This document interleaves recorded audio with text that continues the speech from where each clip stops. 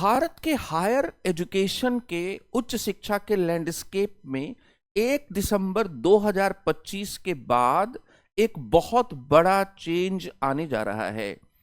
UGC,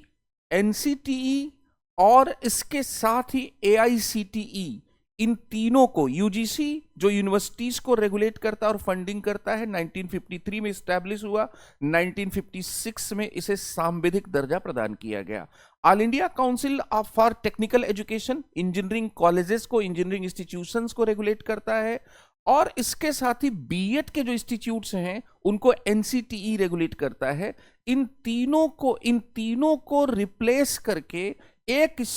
नियमनकारी संस्था बनेगी जिसका नाम है higher education council of India, राष्ट्रीय उच्च शिक्षा आयोग। इसके साथ ही भारत में 2 और नियमनकारी संस्थाएं अभी हैं, वो चलती रहेंगी। एक है नेशनल मेडिकल काउंसिल जो एमबीबीएस या जो मेडिकल इंस्टीट्यूशंस को रेगुलेट करता है, और दूसरा जो लॉ इंस्टीट्यूशंस को रेगुलेट करने वाली जो संस्था है वो बार काउंसिल ऑफ इंडिया है। उच्च शिक्षा में इस तरह के सुधार के लिए एस्पाल कमेटी ने सबसे पहले इस प्रकार की बात की थी कि एक ही विश्वविद्यालय में जो विधि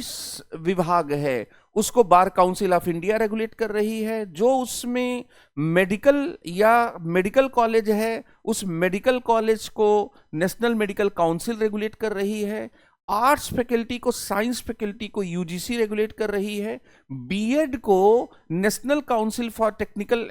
टीचिंग एजुकेशन क्या है, एनसीटीई जयपुर रेगुलेट कर रहा है, और इसके साथ ही अगर कोई इंजीनियरिंग इंस्टीट्यूट है जो आईआईटी के बाहर का है उसको एआईसीटीई रेगुलेट कर रहा है। इतना मल्टीप्लिसिटी ऑफ रेगुलेटर्स ये ठीक नहीं है, और इसलिए नेशनल एजुकेशन पॉलिसी के तहत ये फैसला किया गया था।